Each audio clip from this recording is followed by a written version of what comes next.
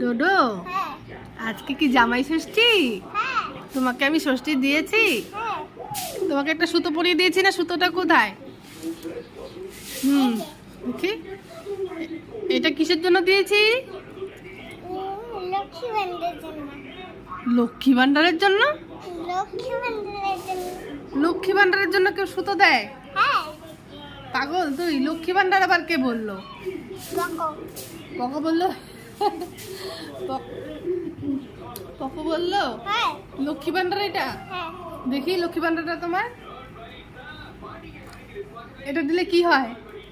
এটা লক্ষ্মী ভান্ডার শরীর ভালো হয়ে যায়।